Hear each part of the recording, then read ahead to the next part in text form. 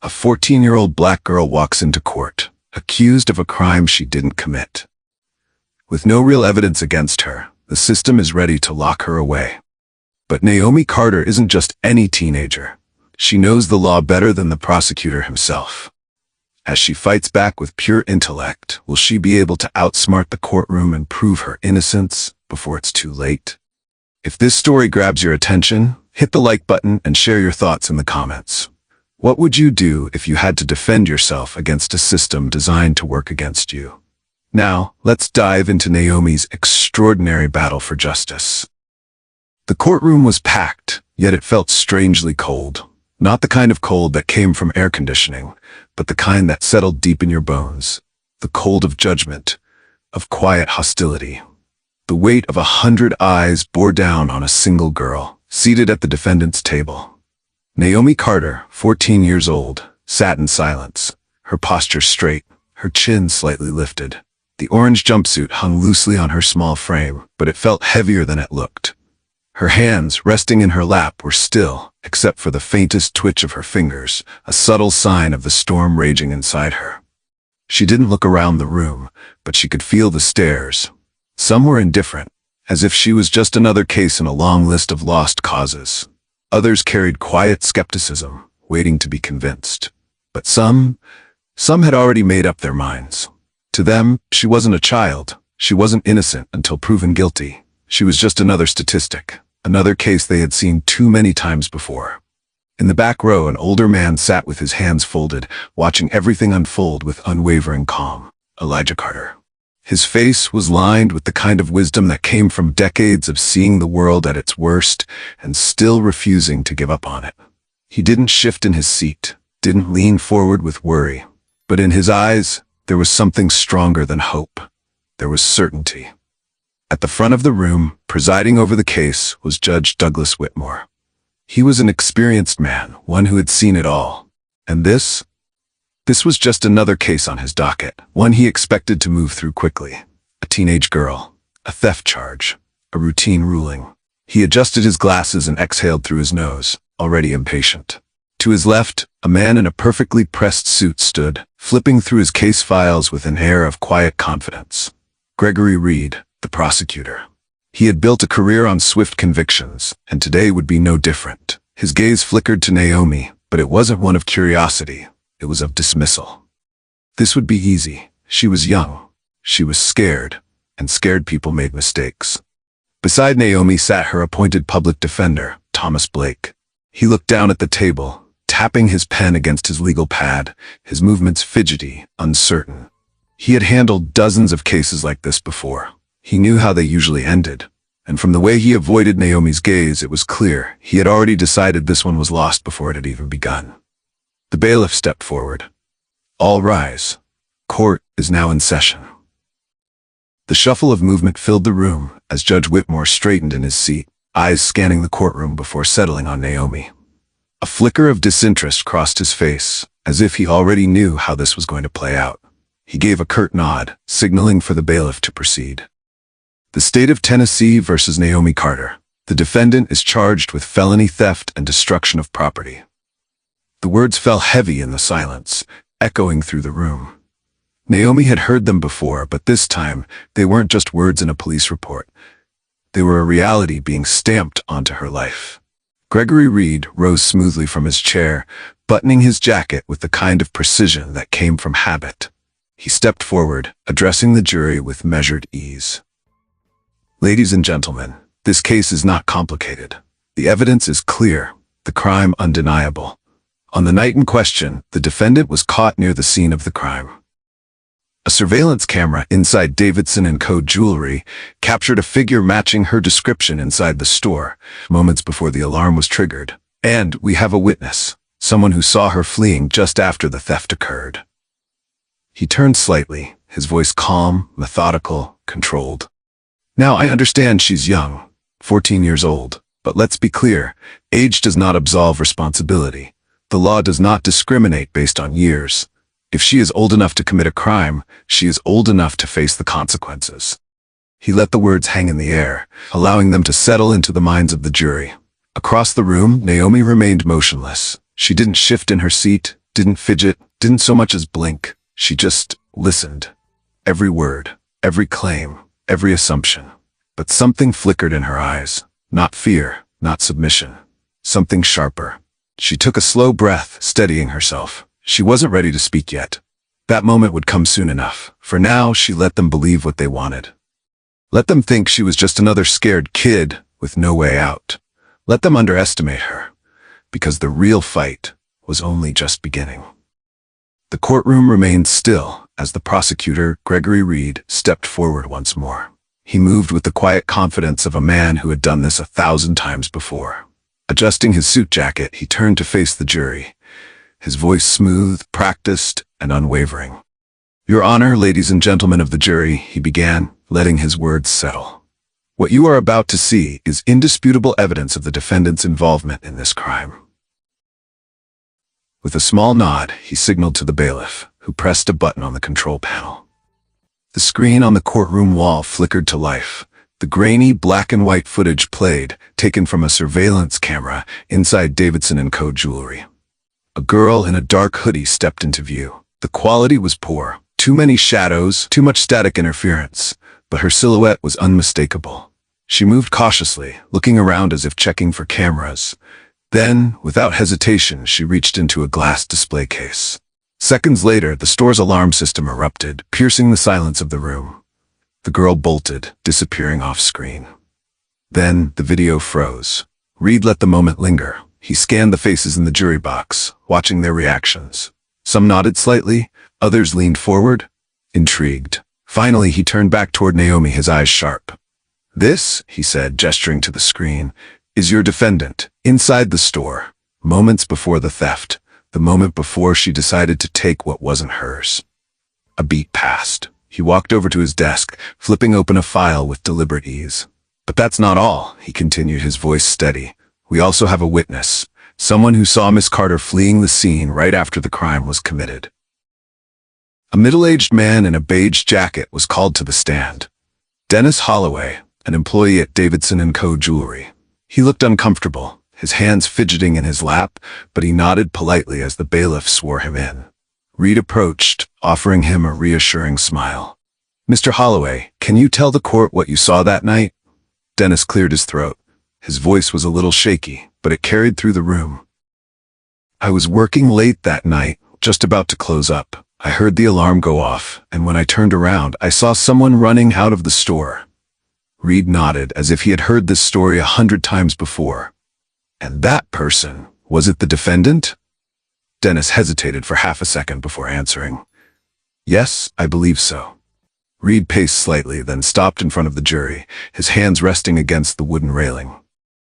"There you have it. Not only do we have security footage placing the defendant at the scene, but we have an eyewitness who saw her flee immediately after the crime." He turned back to Naomi, tilting his head slightly. "That's quite a coincidence, wouldn't you say?"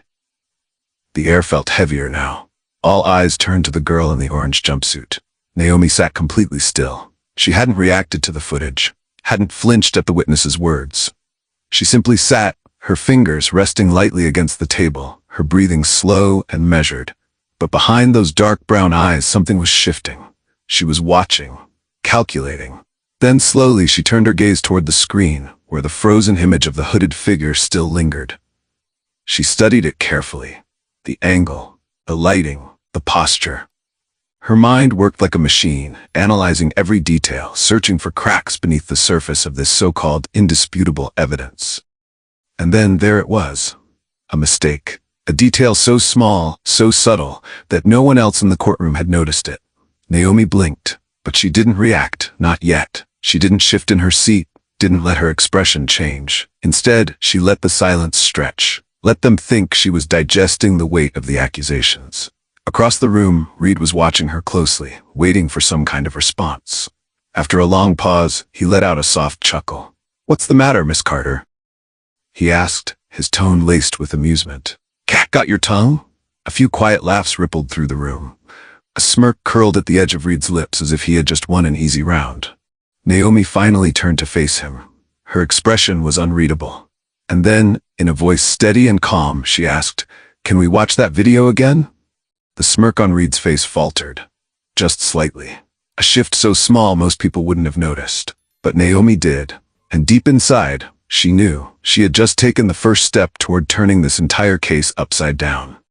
Naomi sat still, her face unreadable. The weight of the accusations hung thick in the air, pressing against her like an invisible force. Across the room, Gregory Reed watched her closely, waiting for the inevitable, waiting for the cracks to show. But Naomi wasn't cracking. She was watching, calculating. Then, finally, she spoke. Her voice was calm, steady. "Can we watch the video again?" A flicker of something passed through Reed's eyes, surprise perhaps, or maybe just mild irritation. But he recovered quickly, letting out a small, condescending chuckle. "Miss Carter," he sighed, "we've already seen the video. Everyone here has. You don't need to relive it." Naomi didn't blink. "I'd like to see it again," she repeated, her voice even. "If this is supposed to prove I was there, I want to take a good look at it."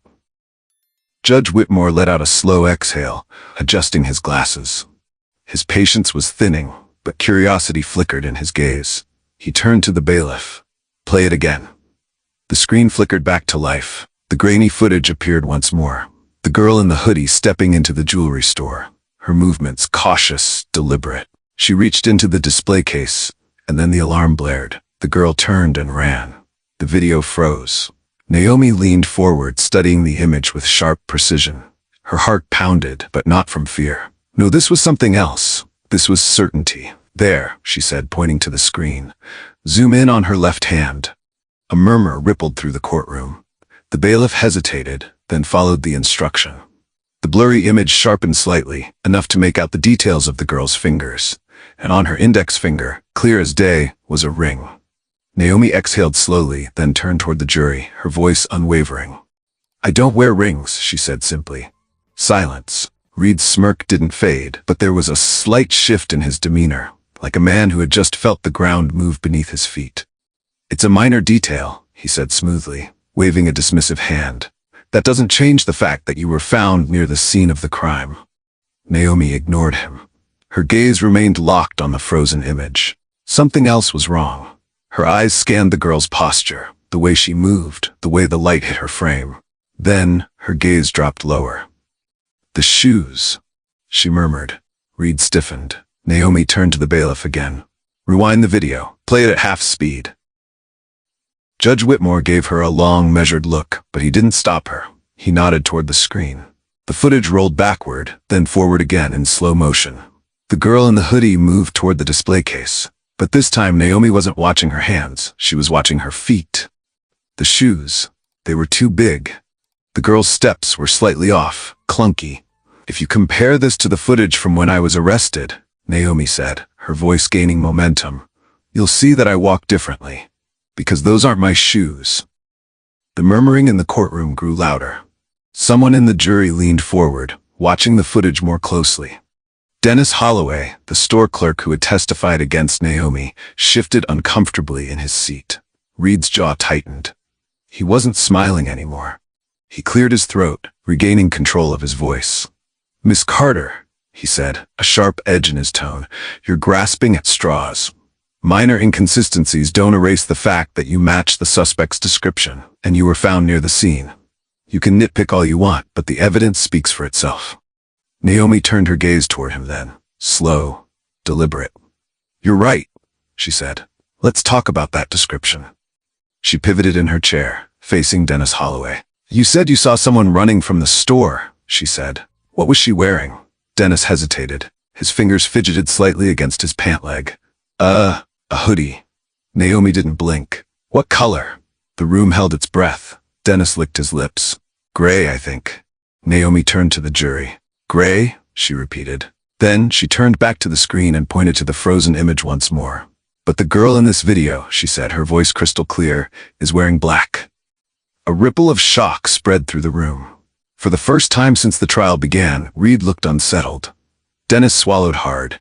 He glanced toward the prosecutor's table, as if searching for reassurance, but none came. Naomi let the silence stretch, let the weight of the moment settle. Then she turned back to Reed. "You were saying something about evidence?" Reed clenched his jaw. His fingers curled around the edge of his desk, but he had no words. And for the first time since she had walked into that courtroom, Naomi Carter smiled. The room was still buzzing from Naomi's revelation. The mismatched hoodie, the ill-fitting shoes, the cracks in the prosecution's case were starting to show, and everyone in the courtroom felt it. But Gregory Reed wasn't a man who backed down easily. He let the murmurs ripple through the jury, let the weight of Naomi's words settle. Then, just as quickly, he struck back. "Fascinating," he said, his voice smooth, unfazed. He stepped away from the prosecution's table, pacing ever so slightly, as if he had been expecting this all along. "It's truly remarkable how keen the defendant's eye is, but let's not get distracted from the bigger picture." He stopped, turning to face the courtroom. "Miss Carter has spent the last few minutes poking holes in our evidence, suggesting that the girl in the footage isn't her." His eyes flicked to the jury. "She wants you to believe this is all just a terrible mistake." Then, without breaking stride, he reached into his briefcase and pulled out a small, clear plastic evidence bag. He held it up, letting the jury get a good look. Inside was a silver ring, a simple design, unassuming, but familiar. "This," he said, his voice carrying across the courtroom, "was found just outside the store, near the alley where the suspect fled." He turned back to Naomi, his gaze sharp. "And wouldn't you know it? It just happens to match a ring owned by Miss Carter." A slow, deliberate pause. Then he placed the bag down on the evidence table. "So while she may have convinced you that the girl in the footage had different clothing," he continued, "this little detail is much harder to dismiss." A new tension filled the room, shifting the energy completely. Naomi stared at the ring. Her mind raced, trying to process what was happening. She didn't own that ring. She had never seen it before. Had she?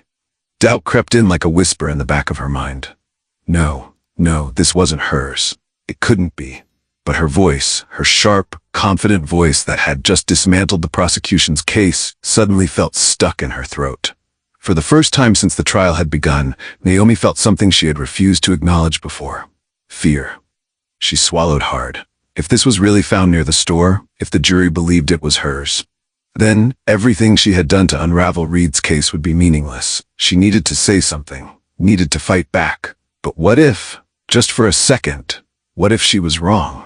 A sinking weight settled in her chest. The room felt smaller. The walls felt closer. She could feel the prosecutor's eyes on her. He was waiting, watching. He knew exactly what he was doing. Reed tilted his head, his expression unreadable. Then, in that same smooth, knowing tone, he spoke again. "You seem quiet, Miss Carter." Naomi's fingers curled into fists beneath the table. Across the room, Judge Whitmore watched closely, his expression unreadable. The jury members shifted in their seats, exchanging uncertain glances. For the first time since the trial had started, Naomi was no longer in control of the narrative. And Reed knew it. He didn't have to prove the ring was hers. He just had to make her hesitate. Make the jury second guess. Make them wonder. The silence stretched. And then, out of the corner of her eye, Naomi saw movement. Elijah Carter. Her grandfather sat in the back row as still as ever, his face unreadable. But his eyes were locked onto hers, steady, unshaken. He had seen it all before. The way the system worked, the way the truth didn't always matter as much as the story people wanted to believe. And right now, Naomi could see the story forming in the minds of the jury. A scared, guilty girl caught in a lie. No, she wasn't going to let them write that story, not for her. Naomi exhaled slowly, steadying herself. Then, finally, she looked up, right at Gregory Reed, and she spoke. "That's not my ring." The prosecutor's smirk didn't falter, but Naomi caught the flicker in his eyes. He had expected hesitation, doubt. He hadn't expected conviction. And just like that, Naomi Carter was back in the fight. The tension in the courtroom was thick, heavy enough to drown in. The evidence bag lay still on the table, the silver ring glinting under the harsh fluorescent lights. Naomi Carter held her ground. She met Gregory Reed's gaze, unwavering, her voice steady despite the storm raging inside her. "That's not my ring." The words hung in the air, sharp, defiant. Reed let out a slow, measured breath, as if he found her resistance amusing. He took a step forward, resting one hand on the edge of the prosecution's table. "That's convenient," he mused. "You claim the girl in the video isn't you. You claim the witness is mistaken. And now, you claim this ring, found just outside the store, isn't yours either?" His voice was laced with mockery, but Naomi didn't flinch. She had made her choice. She was fighting this, but she needed more than just her word. She needed to prove that she was more than just a scared kid denying the charges. She needed to show them she understood exactly what was happening, and she needed them to start asking a question no one had dared to ask yet. What if she's telling the truth? Naomi turned her head, slowly, deliberately, toward the judge. Your Honor, she said, her voice clear, confident. May I ask you something? Judge Whitmore raised an eyebrow. This is highly irregular, Miss Carter. You are not the one conducting this trial. I know, she said, but I need to establish something important, if you'll allow me. A pause. A flicker of interest crossed the judge's face. Go on. Naomi folded her hands in front of her, exhaling slowly. You've been a judge for a long time, right? Whitmore gave a slow nod. Over 20 years. Then you must know the law better than anyone in this room. A few murmurs rippled through the courtroom. Naomi took a breath. So let's play a game, she said. Truth or lie? Reed's head snapped toward her, but she ignored him. Judge Whitmore adjusted his glasses. A game? Yes, Naomi said. I'll answer legal questions. If I get them wrong, then I have no business claiming I understand my rights. But if I get them right, she let the words linger. Then maybe you'll start to wonder if a girl who knows the law this well would really be reckless enough to commit a felony. Silence. A challenge. For the first time, the judge leaned forward slightly, interest sparking in his usually indifferent expression. You're asking me to test your legal knowledge? Naomi met his gaze. Yes, Your Honor. Whitmore considered for a moment. Then, to everyone's surprise, he nodded. Very well, he said. Let's begin. A breath of anticipation rippled through the room. Even some of the jury members looked intrigued. Judge Whitmore tapped his fingers against the bench. Who carries the burden of proof in a criminal trial? Naomi didn't hesitate. The prosecution. Whitmore gave a small nod. And the standard they must meet? Beyond a reasonable doubt, his expression remained neutral, but something shifted in the way he regarded her. The exclusionary rule, he said next. Explain it to me. Naomi's heart pounded, but she didn't let it show. If evidence is obtained illegally, she answered, it cannot be used in court. Mapp v. Ohio, 1961. A whisper moved through the jury box. Reed's jaw tightened. The judge steepled his fingers. Miranda v's Arizona?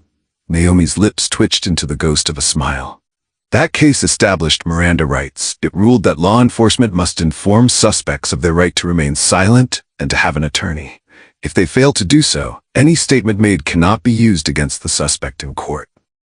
For the first time, a murmur rose from the gallery. People were watching now, listening. Judge Whitmore studied her for a long moment. Then, his voice lowered, testing her. When can a minor be tried as an adult in the state of Tennessee? Naomi straightened her shoulders. If they're over 14 and the crime is severe enough, murder, armed robbery, violent felonies. A beat. But theft, not unless the minor has a serious prior record. She met his gaze.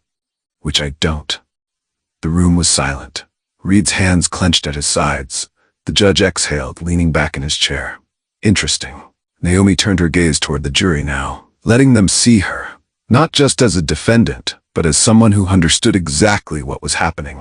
If I really stole that necklace, she said, her voice softer now but no less steady, if I really did what they're accusing me of, then why do I know the law better than the people trying to convict me? Her words landed like a hammer. For the first time since the trial began, she saw the shift in their eyes. Doubt. Gregory Reed saw it too. And for the first time, he realized he was losing. A hush settled over the courtroom. The challenge had been issued. Naomi had held her ground, proving she knew the law better than most adults in the room. And now, for the first time, the balance had shifted.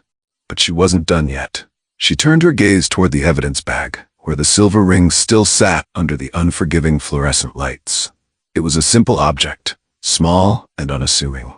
But in the right hands, even the smallest thing could unravel an entire case. Naomi lifted her chin, steady and deliberate. Let's test it. Gregory Reed, who had been tense ever since her legal takedown, narrowed his eyes. Excuse me? Naomi pointed at the ring. If you're so sure it belongs to me, then there should be evidence of that. Fingerprints, skin cells, DNA. She tilted her head. You did test it, right? Silence. A flicker of uncertainty flashed in Reed's expression, barely noticeable, but Naomi caught it. She pressed forward. I mean, that's basic procedure, isn't it? She continued, her voice deceptively light. If I had been wearing that ring, my fingerprints should be all over it. So, where's the forensic report? Reed's jaw tightened. He hesitated for just a moment too long, and in that moment, Naomi knew. They hadn't tested it, or worse, maybe they had. The realization sent a wave of energy through her, a fire rekindled in her chest. Judge Whitmore's gaze shifted to the prosecutor. Mr. Reed, he said slowly, has this piece of evidence been processed for fingerprints? Reed cleared his throat, regaining his composure. Your Honor, we have sufficient circumstantial. That wasn't the question, Naomi cut in. Her voice was sharper now, edged with quiet force. Yes or no? Reed's nostrils flared slightly. Another second of silence. Then finally, no. The courtroom erupted in whispers. A ripple of disbelief passed through the jury. A man in the back shook his head. Even Dennis Holloway, the prosecution's own witness, shifted uncomfortably in his seat. Naomi didn't smile. Not yet. She turned toward the jury, her voice calm, controlled. They had every opportunity to test it, she said, to confirm whether it was mine, to prove I had worn it.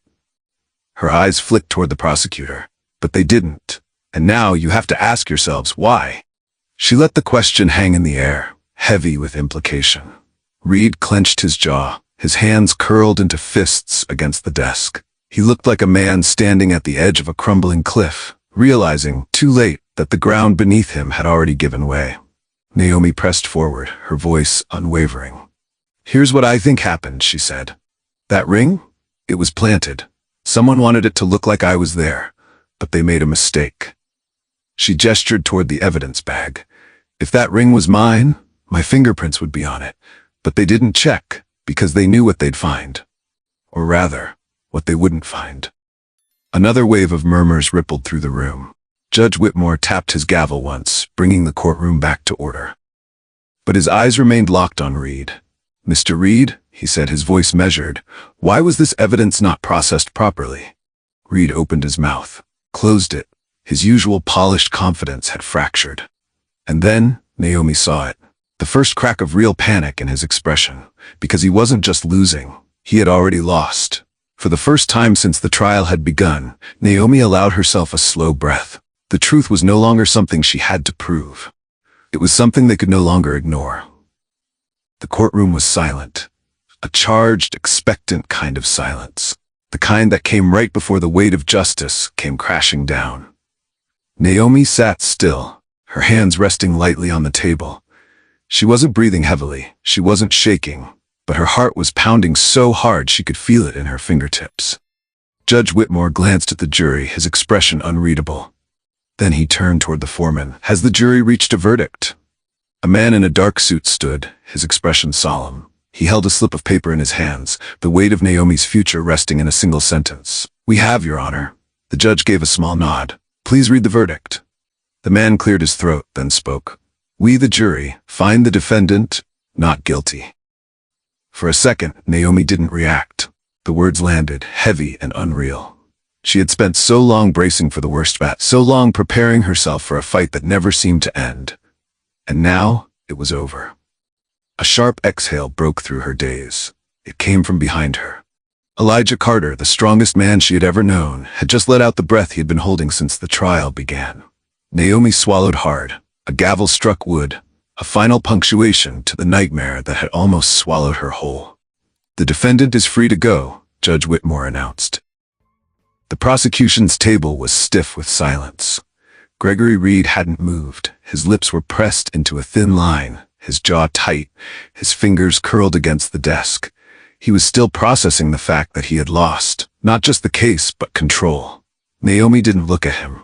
He wasn't her concern anymore. Slowly, she stood. The shackles that had bound her wrists were removed, but she had already stopped feeling them hours ago. The doors of the courtroom opened. The world outside felt different, warmer, lighter, more open than she remembered. Elijah was beside her, walking at a steady pace. He didn't say anything at first. He just let her breathe.